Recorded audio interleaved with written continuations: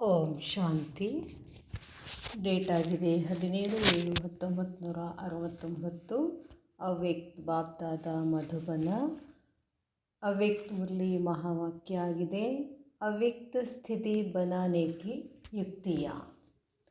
ಅವ್ಯಕ್ತ ಸ್ಥಿತಿ ಮಾಡಿಕೊಳ್ಳೋದರಲ್ಲಿ ಯುಕ್ತಿಗಳು. ಅವ್ಯಕ್ತ ಸ್ಥಿತಿ अच्छी लगती है या व्यक्त में आना अच्छा लगता है. ಅವ್ಯಕ್ತ ಸ್ಥಿತಿ ಚಲೋ ಅನ್ನಿಸ್ತದೋ ಅಥವಾ ವ್ಯಕ್ತದಲ್ಲಿ ಬರುವುದು ಚಲೋ ಅನ್ನಿಸ್ತದೋ ಅಂತ ಕೇಳ್ತಾರೆ ಬಾಬಾ. ಅವ್ಯಕ್ತ ಸ್ಥಿತಿ ಮೇ ಆವಾಜ್ ಹೈ, ಆವಾಜ್ ಸೆ ಪರೆ ರಹನಾ ಚಾಹತೆ ಹೋ. ಅವ್ಯಕ್ತ ಸ್ಥಿತಿನಲ್ಲಿ ಶಬ್ದ ಇದೆ ಏನೋ ಅಥವಾ ಶಬ್ದದಿಂದ ಪರೆ ಆಗಬೇಕು ಅಂತ ಇಚ್ಛೆ ಇದೆ ಏನೋ ಅಂತ ಕೇಳ್ತಾರೆ ಬಾಬಾ. जब आप सभी आवाज़ से परे रहने का प्रयत्न करते हो अच्छा भी लगता है. ಯಾವಾಗ ನೀವು ಶಬ್ದದಿಂದ ಪರೆ ಆಗಬೇಕು ಅಂತ ಪ್ರಯತ್ನ ಮಾಡ್ತಿರೋ ಅದು ಚಲೋ ಅನ್ನಿಸ್ತದೆ. ತೋ ಫಿರ್ ಬಾಪ್ ದಾದಕ್ಕೋ ವ್ಯಕ್ತ ಮೇ ಕ್ಯೂ ಬುಲಾತೆ ಹೋ. ಬಾಪ್ ದಾದರವರನ್ನು ವ್ಯಕ್ತದಲ್ಲಿ ಬಾ ಅಂತ ಯಾಕೆ ಕರಿತೀರಾ. ಹರ್ ವಕ್ತ್ ಅವ್ಯಕ್ತ ಸ್ಥಿತಿ ಮೇ ರಹೆ उसके लिए क्या पुरुषार्थ करना है. ಪ್ರತಿ ಸಮಯ ಅವ್ಯಕ್ತ ಸ್ಥಿತಿನಲ್ಲಿ ಇರಬೇಕು ಅಂತಂದರೆ ಅದಕ್ಕಾಗಿ ಏನು ಪುರುಷಾರ್ಥ ಮಾಡಬೇಕು. ಸಿರ್ಫ್ ಏಕ್ ಅಕ್ಷರ್ ಬತಾವು, ಕೇವಲ ಒಂದು ಶಬ್ದ ಹೇಳಿ. ಜಿಸ್ ಏಕ್ ಅಕ್ಷರ ಸೆ ಅವ್ಯಕ್ತ ಸ್ಥಿತಿ ರಹೆ. ಆ ಒಂದು ಅಕ್ಷರದಿಂದ ಆ ಒಂದು ಶಬ್ದದಿಂದ ಅವ್ಯಕ್ತ ಸ್ಥಿತಿನಲ್ಲಿ ಇರಬಹುದು. कौन सा एक अक्षर याद रखेंगे जो ಅವ್ಯಕ್ತ ಸ್ಥಿತಿ ಬನ್ ಜಾಯೆ. ಯಾವ ಒಂದು ಶಬ್ದ ನೆನಪಿಟ್ಕೊಂಡ್ರೆ ಅವ್ಯಕ್ತ ಸ್ಥಿತಿನಲ್ಲಿ ಬರ್ತೀರಾ. ಮನಸ ವಾಚ ಕರ್ಮಣ ತೀನೋ ಹಿ ವ್ಯಕ್ತ ಮೇ ಹೋತೆ ಅವ್ಯಕ್ತ ರಹೆ ಇಸ್ಕೆ ಲಿಯೆ ಏಕ್ ಅಕ್ಷರ್ ಬತಾओ. ಮನಸ್ಸು, ಮಾತು, ಕರ್ಮ ಮೂರುಗಳು ವ್ಯಕ್ತದಲ್ಲಿದ್ದು ಅವ್ಯಕ್ತ ಆಗಬೇಕು ಅಂತಂದರೆ ಅದಕ್ಕಾಗಿ ಒಂದು ಶಬ್ದ ಹೇಳಿ. ಆತ್ಮ ಅಭಿಮಾನಿ ಬನನ. ಆತ್ಮಾಭಿಮಾನಿ ಅರ್ಥಾತ್ ಅವ್ಯಕ್ತ ಸ್ಥಿತಿ. ಆ ಒಂದು ಶಬ್ದ ಯಾವುದೋ ಆತ್ಮಾಭಿಮಾನಿ ಆಗಬೇಕು. ಆತ್ಮಾಭಿಮಾನಿ ಅರ್ಥ ಅವ್ಯಕ್ತ ಸ್ಥಿತಿ ಅಂತ ಹೇಳ್ತಾರೆ ಬಾಬಾ. लेकिन उस स्थिति के लिए याद क्या रखे. ಆತ್ಮಾಭಿಮಾನಿ ಆಗುವ ಸ್ಥಿತಿನಲ್ಲಿ ಇರಬೇಕು ಅಂತಂದರೆ ಏನು ನೆನಪಿಟ್ಕೊಳ್ಬೇಕು. ಪುರುಷಾರ್ಥ ಕ್ಯಾ ಕರೆ, ಯಾವ ಪುರುಷಾರ್ಥ ಮಾಡಬೇಕು. ಧೀರೆ ಧೀರೆ ಐಸಿ ಸ್ಥಿತಿ ಸಭಿಕಿ ಹೋ ಜಾಯೇಗಿ. ಹೋಗ್ತಾ ಹೋಗ್ತಾ ಎಲ್ಲರ ಸ್ಥಿತಿ ಹೀಗಾಗ್ತದೆ. जो किसके अंदर में जो बात होगी वह पहले से ही आपको मालूम पड़ेगा. ಬಾಬಾ ಹೇಳ್ತಾರೆ ಜೋ ಕಿಸ್ಕೆ ಅಂದರ್, ಯಾರ ಒಳಗಡೆ ಯಾವ ಮಾತಿನಲ್ಲಿ ಬಾಬಾ ಹೇಳ್ತಾರೆ ಜೋ ಕಿಸ್ಕೆ ಅಂದರ್ ಮೇ ಜೋ ಬಾತ್ ಹೋಗಿ, ಯಾರ ಮನಸ್ಸಿನಲ್ಲಿ ಯಾವ ಮಾತಿದೆ ವಹ ಪೆಹಲೆ ಸೆ ಹಿ ಆಪ್ಕೋ ಮಾಲೂಮ್ ಪಡೇಗಾ. ಬೇಗ ಅದಕ್ಕಿಂತ ಅವ್ರು ಹೇಳೋಕ್ಕಿಂತ ಮುಂಚೆ ನಿಮ್ಗೆ ಗೊತ್ತಾಗ್ಬಿಡ್ತದೆ. ಇಸ್ಲಿಯೇ ಪ್ರಾಕ್ಟೀಸ್ ಕರಾ ರಹೆ ಹೇ. जितना जितना ಅವ್ಯಕ್ತ ಸ್ಥಿತಿ में स्थित होंगे कोई मुख से बोले न बोले लेकिन उनके अंदर का भाव पहले से ही जान लेंगे. ಬಾಬಾ ಹೇಳ್ತಾರೆ ಎಷ್ಟೆಷ್ಟು ನೀವು ಅವ್ಯಕ್ತ ಸ್ಥಿತಿನಲ್ಲಿ ಇದ್ದರೆ ಏನಾಗ್ತದೆ ಅಂತಂದರೆ ಯಾರಾದರೂ ನಿಮ್ಮ ಎದುರುಗಡೆ ಬಂದು ಅವರು ಏನೋ ಹೇಳದೇ ಇದ್ದರೂ ಕೂಡ ಅವ್ರ ಒಳಗಡೆ ಯಾವ ಭಾವ ಇದೆ ಅನ್ನೋದು ನಿಮಗೆ ಮುಂಚೆನೇ ಗೊತ್ತಾಗುತ್ತೆ ಅಂತ ಹೇಳ್ತಾರೆ ಬಾಬಾ. ಐಸಾ ಸಮಯ ಆಯೇಗ, ಅಂಥ ಸಮಯ ಬರ್ತದೆ. ಇಸ್ಲಿಯೇ ಯಹ ಪ್ರಾಕ್ಟೀಸ್ ಕರಾತೆ ಹೇ ತೋ ಪೆಹಲಿ ಬಾತ್ ಪೂಛ್ ರಹೆ ಥೇ ಕಿ ಏಕ್ ಅಕ್ಷರ್ ಕೌನ್ಸಾ ಯಾದ್ ರಖೆ. ಅದಕ್ಕಾಗಿ ಬಾಬಾ ಏನು ಹೇಳ್ತಿದ್ದಾರೆ, ಇಂಥ ಸಮಯ ಬರ್ತದೆ ನೀವು ಅವ್ರನ್ನ ನೋಡಿದ ತಕ್ಷಣ ಅವ್ರ ಭಾವ ಏನು ಅಂತ ಗೊತ್ತಾಗ್ಬಿಡ್ತದೆ. ಅದಕ್ಕಾಗಿ ಪ್ರಾಕ್ಟೀಸ್ ಮಾಡಬೇಕು. ಆ ಒಂದು ಶಬ್ದ ಯಾವುದನ್ನು ನೆನಪಿಟ್ಕೋಬೇಕು. ಬಾಬಾ ಹೇಳ್ತಾರೆ ಆ ಶಬ್ದ ಯಾವುದು. ಅಪನೇ ಕೋ ಮೆಹಮಾನ್ ಸಮಜ್ನಾ. ನಮ್ಮನ್ನು ನಾವು ಏನಂತ ತಿಳ್ಕೋಬೇಕಿಲ್ಲ, ಅತಿಥಿಗಳು ಅಂತ ತಿಳ್ಕೋಬೇಕು. ಅಗರ್ ಮೆಹಮಾನ್ ಸಮझेंगे तो फिर जो अंतिम संपूर्ण स्थिति का वर्णन है वह इस मेहमान बनने से होगा. ಬಾಬಾ ಹೇಳ್ತಾರೆ, ಒಂದು ವೇಳೆ ಮೆಹಮಾನ್ ಅಂತ ನೀವು ಏನು ತಿಳ್ಕೊಂಡ್ರೆ ಅಂತಿಮ ಸ್ಥಿತಿ ಏನು ಸಂಪೂರ್ಣ ಸ್ಥಿತಿಯ ವರ್ಣನೆ ಇದೆಯೋ ವಹ ಇಸ್ ಮೆಹಮಾನ್ ಬನನೆ ಸೆ ಹೋಗಾ. ನಮ್ಮದು ಅಂತಿಮ ಸ್ಥಿತಿ ಬರಬೇಕು ಅಂತಂದರೆ ಏನು ಹೇಳ್ತಾರೆ ಬಾಬಾ, ನಮ್ಮನ್ನು ನಾವು ಇಲ್ಲಿ ಅತಿಥಿ ಅಂತ ತಿಳ್ಕೊಳ್ಬೇಕು ಅಂತ ಹೇಳ್ತಾರೆ ಬಾಬಾ. अपने को मेहमान समझेंगे तो फिर व्यक्त में होते हुए भी ಅವ್ಯಕ್ತ में रहेंगे. ನಾವು ಇಲ್ಲಿ ಬಂದು ಹೋಗ್ತಕ್ಕಂಥ ಅತಿಥಿಗಳು ಅಂತ ತಿಳ್ಕೊಂಡ್ರೆ ವ್ಯಕ್ತದಲ್ಲಿ ಇದ್ದದ್ದು ಅವ್ಯಕ್ತ ಆಗಿಬಿಡ್ತೀರಾ ಅಂತ ಹೇಳ್ತಾರೆ ಬಾಬಾ. ಮೆಹಮಾನ್ ಕಾ ಕಿಸ್ಕೆ ಸಾಥ್ ಭೀ ಲಗಾವ್ ನಹಿ ಹೋತಾ. ಅತಿಥಿ ಅಂತಂದರೆ ನಮಗೆ ಯಾರ ಮೇಲೇನೂ ಲಗಾವ್ ಇರೋದಿಲ್ಲ, ಅಟ್ಯಾಚ್ಮೆಂಟ್ ಇರೋದಿಲ್ಲ. ಯಾಕೆ ನಾವಿಲ್ಲಿ ಭಾಳ ದಿವಸ ಇರೋದಿಲ್ಲ ಅಂತ ಒಂದು ಮನಸ್ಸಿನಲ್ಲಿರ್ತದೆ, ನಾವು ಬಂದು ಹೋಗೋರು ಅಂತ ಇರ್ತದೆ, ಅದಕ್ಕೆ ಅಟ್ಯಾಚ್ಮೆಂಟ್ ಇರೋದಿಲ್ಲ. ಅದಕ್ಕೆ ನಾವು ಕೂಡ ಈ ಸೃಷ್ಟಿನಲ್ಲಿ ನಾವೇನಾಗಿದ್ದೀವಿ, ಅತಿಥಿ ಅಂತ ಹೇಳ್ತಾರೆ ಬಾಬಾ. ನಾವು ಬಂದು ಹೋಗೋಕ್ಕೆ ನಮಗೆ ಡೇಟ್ ಫಿಕ್ಸ್ ಆಗಿಲ್ಲ, ಅತಿಥಿ ಅಂತ ಹೇಳ್ತಾರೆ ಬಾಬಾ. ಅತಿಥಿ ಅಂದರೆ ಯಾವಾಗ ಬರ್ತೀವೋ ಯಾವಾಗ ಹೋಗ್ತೀವೋ ಗೊತ್ತಿಲ್ಲ. ಅದಕ್ಕೆ ನಾವು ಮೆಹಮಾನ್ ಅಂತ ತಿಳ್ಕೊಂಡ್ರೆ ನಾವು ಏನಾಗ್ಬಿಡ್ತೀವಿ, ಅವ್ಯಕ್ತ ಸ್ಥಿತಿನಲ್ಲಿ ಬರ್ತೀವಿ ಅಂತ ಹೇಳ್ತಾರೆ ಬಾಬಾ. ಬಾಬಾ ಹೇಳ್ತಾರೆ, ಹಮ್ ಇಸ್ ಶರೀರ್ ಮೇ ಭೀ ಮೆಹಮಾನ್ ಹೇ. ಈ ದೇಹದಲ್ಲಿ ಕೂಡ ನೀವು ಏನಾಗಿದ್ದೀವಿ, ಅತಿಥಿಯಾಗಿದ್ದೀವಿ. ಇಸ್ ಪುರಾನಿ ದುನಿಯಾ ಮೇ ಭೀ ಮೆಹಮಾನ್ ಹೇ. ಈ ಹಳೆ ಜಗತ್ತಿನಲ್ಲೂ ಅತಿಥಿ, ಈ ದೇಹದಲ್ಲಿನೂ ಅತಿಥಿ. ಜಬ್ ಶರೀರ್ ಮೇ ಹಿ ಮೆಹಮಾನ್ ಹೇ ತೋ ಶರೀರ್ ಸೇ ಭೀ ಕ್ಯಾ ಲಗನ್ ರಖೆ. ನಾವು ಈ ದೇಹದಲ್ಲಿ ಏನಿದ್ದೀವಿ, ಅತಿಥಿ ಇದ್ದೀವಿ. ಅತಿಥಿ ಅಂದರೆ ಈ ದೇಹದಲ್ಲಿ ಯಾವಾಗ ಬರ್ತೀವೋ ಯಾವಾಗ ಹೋಗ್ತೀವೋ ಗೊತ್ತಿಲ್ಲ ಅಂತಂದಾಗ ಇದ್ರ ಮೇಲೇ ಯಾಕೆ ಅಟ್ಯಾಚ್ಮೆಂಟ್ ತಗೊಳ್ಳೋದು. ಸಿರ್ಫ್ ಥೋಡೆ ಸಮಯಕ್ಕೆ ಲಿಯೇ ಯಹ ಶರೀರ್ ಕಾಮ್ ಮೇ ಲಾನಾ ಹೇ. ಬಾಬಾ ಹೇಳ್ತಾರೆ, ಕೇವಲ ಸ್ವಲ್ಪ ಸಮಯದಲ್ಲಿ ಈ ಶರೀರದಿಂದ ಏನು ಮಾಡಬೇಕಾಗಿದೆ, ನಾವು ಕೆಲಸ ತಗೊಳ್ಬೇಕಾಗಿದೆ. ಯಹ ಮೆಹಮಾನ್ ಬನೆಂಗೆ ತೋ ಫಿರ್ ವಹಾ ಕ್ಯಾ ಬನೆಂಗೆ.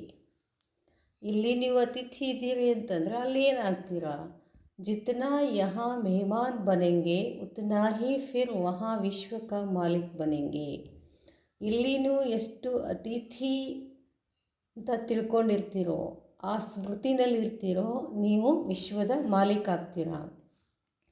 ಇಸ್ ದುನಿಯಾಕ್ಕೆ ಮಾಲೀಕ್ ನಹಿ ಹೇ. ನೀವು ಈ ಹಳೆಯ ಜಗತ್ತಿನ ಮಾಲೀಕರಲ್ಲ. ಇಸ್ ದುನಿಯಾ ಮೇ ಹಮ್ ಮೆಹಮಾನ್ ಹೇ. ಹಳೆಯ ಜಗತ್ತಿಗೆ ನಾವೇನಿದ್ದೀವಿ, ಅತಿಥಿಗಳು. ನೈ ದುನಿಯಾಕ್ಕೆ ಮಾಲೀಕ್ ಹೇ. ನಾವು ಹೊಸ ಜಗತ್ತಿನ ಮಾಲೀಕ್ ಇದ್ದೀವಿ. ಯಹ ಜೋ ವ್ಯಕ್ತ ಭಾವ ಮೇ ಆ ಜಾತೆ ಹೇ ತೋ ಉಸ್ಕಾ ಕಾರಣ ಯಹಿ ಹೇ ಜೋ ಅಪನೆ ಕೋ ಮೆಹಮಾನ್ ನಹಿ ಸಮಜ್ತೆ ಹೇ. ಬಾಬಾ ಹೇಳ್ತಾರೆ, ನೀವು ವ್ಯಕ್ತ ಭಾವದಲ್ಲಿ ಇದ್ದೀರಿ ಅಂತಂದರೆ ಏನರ್ಥ, ಅದಕ್ಕೆ ಕಾರಣ ಏನು, ನಿಮ್ಮನ್ನು ನೀವು ಇಲ್ಲಿ ಅತಿಥಿ ಅಂತ ತಿಳ್ಕೊಂಡಿಲ್ಲ. ವಸ್ತುओं पर भी अपना अधिकार समझते हैं. ಏನಾದ್ರು ವಸ್ತು, ಆಸ್ತಿ, ಮನೆ ಇದೆಲ್ಲ ನಂದು ನಂದು ಅಂತ ತಿಳ್ಕೊಂಡು ಕೂತಿದ್ದೀರಾ ಅಂತ ಹೇಳ್ತಾರೆ ಬಾಬಾ. ಇಸ್ಲಿಯೇ ಉಸ್ಮೆ ಅಟ್ಯಾಚ್ಮೆಂಟ್ ಹೋ ಜಾತಿ ಹೇ. ಯಾವಾಗ ಇದು ನಂದು ಅಂತ ಬರ್ತದೋ ಆಗ ನಿಮ್ಗೆ ಏನಾಗ್ಬಿಡ್ತದೆ, ಆ ವಸ್ತುವಿನ ಮೇಲೆ, ವ್ಯಕ್ತಿ ಮೇಲೆ ಅಟ್ಯಾಚ್ಮೆಂಟ್ ಬರ್ತದೆ. अपने को अगर मेहमान समझो तो फिर यह सभी बातें खत्म हो जाए. ಒಂದೇ ಮಾತು ಏನು, ಮೆಹಮಾನ್ ಸಮझो. ಮೆಹಮಾನ್ ಅಂತ ತಿಳ್ಕೊಂಡ್ರೆ, ಅತಿಥಿ ಅಂತ ತಿಳ್ಕೊಂಡ್ರೆ ಎಲ್ಲ ಮಾತುಗಳು ಏನಾಗ್ಬಿಡ್ತವೆ, ಖತಮ್ ಆಗ್ತವೆ. ಯಾವ ಮಾತುಗಳು, ನಂದು ಅನ್ನೋ ಅಟ್ಯಾಚ್ಮೆಂಟ್ ಏನಿದೆಯಲ್ಲ ಅದು ಹೋಗ್ಬಿಡ್ತದೆ. ಅಪನಾ ಬ್ಯಾಂಕ್ ಬ್ಯಾಲೆನ್ಸ್ ಭೀ ನೋಟ್ ಕರ್ನಾ ಹೇ. ನೀವು ಬ್ಯಾಲೆನ್ಸನ್ನು ಚೆಕ್ ಮಾಡ್ಕೊಳ್ಳಿ, ನೋಟ್ ಮಾಡ್ಕೊಳ್ಳಿ. ಜಿತನಾ ಕಮಾತೆ ಹೇ ಉತನಾ ಖಾತೆ ಹೇ ಯಾ ಕುಚ್ ಜಮಾ ಭೀ ಹೋತಾ ಹೇ. ಏನೇನು ಗಳಿಕೆ ಮಾಡ್ಕೊಳ್ತಾ ಇದ್ದೀರೋ ಅದನ್ನು ಜಮಾ ಮಾಡ್ಕೊಳ್ತಿರೋ, ಈ ಗಳಿಕೆ ಮಾಡಿ ಹೀಗೆ ಎಲ್ಲ ಖಲಾಸ್ ಮಾಡ್ತಿರೋ ಅಂತ ಕೇಳ್ತಾರೆ ಬಾಬಾ. ಟೋಟಲ್ ಹಿಸಾಬ್ ನಿಕಾಲಾ ಹೇ ಕಿತನಾ ಜಮಾ ಕಿಯಾ ಹೇ. ಬಿಸ್ನೆಸ್ಮೆನ್ಗಳು ಏನು ಮಾಡ್ತಾರೆ, ಇಡೀ ದಿನ ವ್ಯವಹಾರ ಮಾಡಿ ಎಷ್ಟು ಖರ್ಚಾಯಿತು, ಎಷ್ಟು ಉಳೀತು ಅಂತ ಲೆಕ್ಕಾಚಾರ ಮಾಡ್ತಾರಲ್ಲ, ಹಂಗೆ ನೀವು ಕೂಡ ಬಾಬಾ ಹೇಳ್ತಾರೆ, ಎಷ್ಟು ಜಮಾ ಮಾಡ್ಕೊಂಡಿದ್ದೀವಿ, ಉಸ್ ಜಮಾ ಕೆ ಹಿಸಾಬ್ ಸೆ ಖುದ್ ಅಪ್ನೆ ಸೆ ಸಂತುಷ್ಟ ಹೋ. ನಾವೇನೇನು ಜಮಾ ಮಾಡ್ಕೊಂಡಿದ್ದೀವಿ ಅದರ ಲೆಕ್ಕಾಚಾರದಲ್ಲಿ ನೀವು ಸ್ವತಃ ಸಂತುಷ್ಟ ಆಗಿದ್ದೀರೇನು. नहीं तो जमा करने का और कोई समय रहा हुआ है. ಇನ್ನು ಜಮಾ ಮಾಡ್ಕೊಳ್ಳಿಕ್ಕೆ ಏನಾರ ಸಮಯ ಉಳಿದಿದೆಯೇನೋ. ಕಿತನಾ ಸಮಯ ಹೇ, ಎಷ್ಟು ಸಮಯ ಇದೆ ಗೊತ್ತಾ. ಸಮಯ ಭೀ नहीं है, संतुष्ट भी नहीं, तो फिर क्या होगा? ಜಮಾ ಮಾಡ್ಕೊಳ್ಳಿಕ್ಕೆ ಸಮಯನೂ ಇಲ್ಲ, ಸಂತುಷ್ಟನೂ ಇಲ್ಲ, ಮತ್ತು ಮುಂದೇನಾಗ್ತದೆ? ಅಭಿ ಸಭಿ ಕೋ ಯಹ ಖಾಸ್ ಧ್ಯಾನ್ ರಖನಾ ಚಾಹಿಯೇ. ಈಗ ನೀವು ಬಹಳಷ್ಟು ಗಮನದಲ್ಲಿಡಬೇಕು. ಅಪನಾ ಬ್ಯಾಲೆನ್ಸ್ ಬಢಾನಾ ಚಾಹಿಯೇ. ನಿಮ್ಮ ಬ್ಯಾಲೆನ್ಸ್ ಏನು ಮಾಡಬೇಕು? ಹೆಚ್ಚು ಮಾಡ್ಕೋಬೇಕು. ಕಮ್ ಸೆ ಕಮ್ ಇತನಾ ತೋ ಹೋನಾ ಚಾಹಿಯೇ ಜೋ ಖುದ್ ಸಂತುಷ್ಟ ರಹೆ. ಕೊನೆಯ ಪಕ್ಷ ಬೇರೆದವ್ರು ಕೊಡದೆ ಇದ್ರೂ ಪರವಾಗಿಲ್ಲ, ಸ್ವತಃ ನೀವು ಸಂತುಷ್ಟ ಇರಬೇಕು. ಗಳಿಕೆ ಮಾಡ್ಕೊಂಡಿದ್ದೀನಿ ನಾನು ಇಷ್ಟು ಅಂತ. अपनी कमाई से खुद भी संतुष्ट नहीं रहेंगे तो औरों को क्या कहेंगे.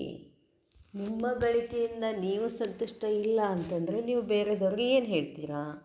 ಏಕೇಕೋ ಇತನಾ ಜಮಾ ಕರ್ನಾ ಹೇ. ಒಬ್ಬೊಬ್ಬರು ಎಷ್ಟು ಜಮಾ ಮಾಡ್ಕೊಳ್ಬೇಕು? क्या सिर्फ अपने लिए ही जमा करना है या औरों के लिए भी करना है? ಕೇವಲ ನಮ್ಮಷ್ಟಕ್ಕೆ ನಾವು ಜಮಾ ಮಾಡಿಕೊಳ್ಬೇಕು ಅಥವಾ ಬೇರೆಯವ್ರಿಗಾಗಿನೂ ಜಮಾ ಮಾಡಬೇಕು? औरों को दान करने के लिए जमा नहीं करना है. ಬೇರೆಯವ್ರಿಗೂ ಕೊಡೋಕ್ಕೆ ಜಮಾ ಮಾಡ್ಕೊಳ್ಳೋದಿಲ್ಲ ಏನು ಅಂತ ಕೇಳ್ತಾರೆ ಬಾಬಾ. ऐसा समय अभी आएगा जो सभी भिखारी रूप में आप लोगों से यह भीख मांगेंगे. ಇಂಥ ಸಮಯ ಬರ್ತದೆ, ಎಲ್ಲರೂ ಭಿಕಾರಿಗಳಾಗಿ ನಿಮ್ಮ ಹತ್ರ ಭಿಕ್ಷೆ ಕೇಳಕ್ಕೆ ಬರ್ತಾರೆ. ತೋ ಉನ್ನೋಂಕ ನಹಿ ದೇಂಗೆ. ಅವಾಗ ನೀವು ಅವ್ರಿಗೆ ಕೊಡೋದಿಲ್ಲ. ಇತನಾ ಜಮಾ ಕರ್ನಾ ಪಡೆಗಾನ. ಅಷ್ಟು ನೀವೇನು ಮಾಡಬೇಕಾಗ್ತದೆ? ಜಮಾ ಮಾಡ್ಕೋಬೇಕಾಗ್ತದೆ.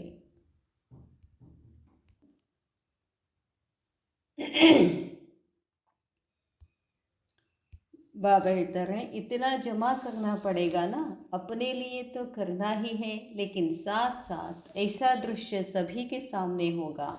ಇಷ್ಟೊಂದು ಜಮಾ ಮಾಡ್ಕೊಳ್ಬೇಕಾಗ್ತದೆ ತಮ್ಮ ಸಲುವಾಗಿ ಅಲ್ಲದೆ, ಜೊತೆಗೆ ಇಂಥ ಒಂದು ದೃಶ್ಯ ಎದುರುಗಡೆ ಬರ್ತದೆ. जो आज अपने को भरपूर समझते हैं वह भी बाबा ಹೇಳ್ತಾರೆ, जो आज अपने को भरपूर समझते हैं वह भी भिकार के रूप में आप सभी से भीख मांगेंगे.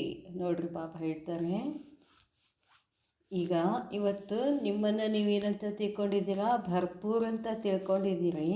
ಅದು ವಹ ಭೀ ಭಿಕಾರ ಕೆ ರೂಪ ಮೇ, ಅದು ಕೂಡ ಒಂದು ದಿವಸ ಏನಾಗುತ್ತೆ? ಭಿಕಾರಿ ರೂಪದಲ್ಲಿ ಆಪ್ ಸಭಿ ಸೆ, ತಮ್ಮಿಂದ ಭೀಕ್ ಮಾಂಗೆಂಗೆ. ತೋ ಭೀಕ್ कैसे दे सकेंगे? ಅವರೆಲ್ಲ ನಿಮಗೆ ಭಿಕ್ಷೆ ಕೇಳ್ತಾರೆ. ನೀವು ಭಿಕ್ಷೆ ಹೆಂಗೆ ಕೊಡ್ತೀರಾ? ಜಬ್ ಜಮಾ ಹೋಗಾನ, ನಿಮ್ಮ ಹತ್ರ ಜಮಾ ಇದ್ದರೆ ಅವ್ರಿಗೆ ಕೊಡೋಕ್ಕೆ ಸಾಧ್ಯ. ದಾತಾ ಕೆ ಬಚ್ಚೆ ತೋ ಸಭಿ ದೇನೆ ವಾಲೆ ಠೇರೆ. ಕೊಡುವಂಥ ಮಕ್ಕಳು, ಕೊಡುವವನ ಮಕ್ಕಳಾಗಿ ಎಲ್ಲರಿಗೂ ನೀವೇನು ಮಾಡಬೇಕಾಗ್ತದೆ? ಕೊಡಬೇಕಾಗ್ತದೆ.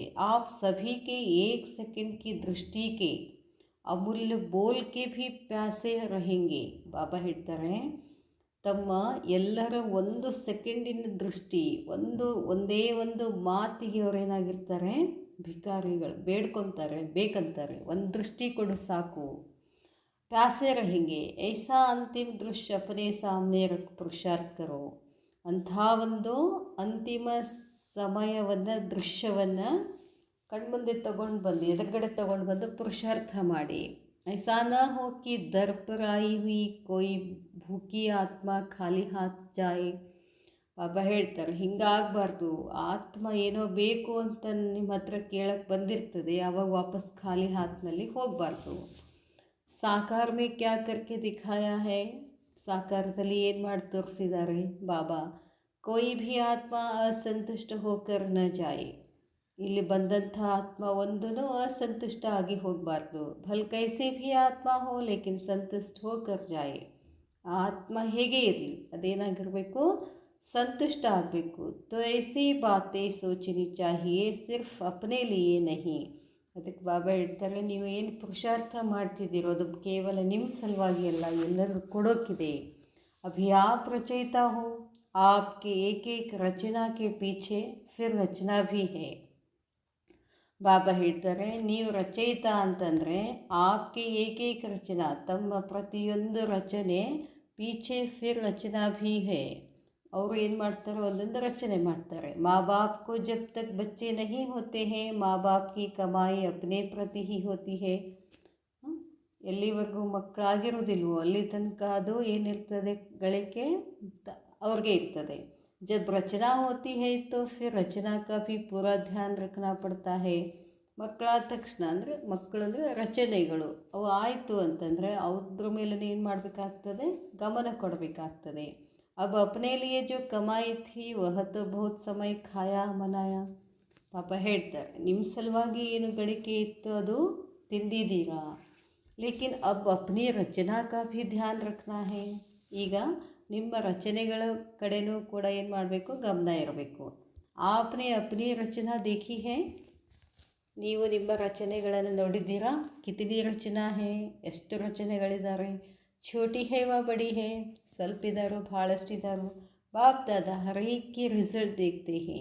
ಬಾಬಾ ಪ್ರತಿಯೊಬ್ಬರದ್ದು ರಿಸಲ್ಟ್ ನೋಡ್ತಿದ್ದಾರೆ.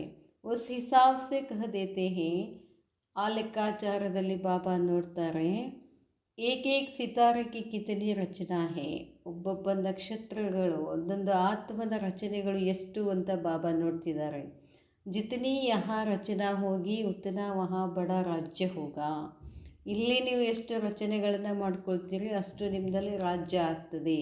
ಯಹಾ ಕಿತನಿ ರಚನಾ ರಚಿ ಹೇ, ಇಲ್ಲಿ ಎಷ್ಟು ನೀವು ರಚನೆಗಳನ್ನು ರಚಿಸಿದ್ದಾರೆ. ಅಪ್ನಿ ರಚನಾ ದೇಖಿ ಹೇ, ನೋಡಿದ್ದೀರೇನು. ಭವಿಷ್ಯ ಕೋ ಜಾನ್ತೆ ಹೋ, रचयिता तो सभी हैं लेकिन बड़ी रचना की है या छोटी रचना की है. ಎಲ್ಲರೂ ರಚಯಿತಾನೇ ಇದ್ದೀರಾ, ರಚನೆಗಳು ಸ್ವಲ್ಪ ಇದ್ದಾರೋ ಕಡಿಮೆ ಇದ್ದಾರೋ. ಆಶ್ ತೋ ಬಡಿ ಕಿ ಹೇ, ಆಸೆ ಅಂತೂ ಭಾಳಷ್ಟಿದೆ. ಬಡಿ ರಚನಾ ಕೆ ಸಾಥ್ ಫಿರ್ ಜಿಮ್ಮೇವಾರಿಯೋ ಭಿ ಬಡಿ ಹೇ. ಬರೀ ರಚನೆ ಮಾಡೋದಿಲ್ಲ, ಅದ್ರ ಪಾಲನೆನೂ ಮಾಡಬೇಕು. ಅವುಗಳ ಆ ರಚನೆಗಳ ಜವಾಬ್ದಾರಿನೂ ಇದೆ ಅಂತ ಹೇಳ್ತಾರೆ ಬಾಬಾ. ಅಚ್ಛಾ, ಓಂ ಶಾಂತಿ.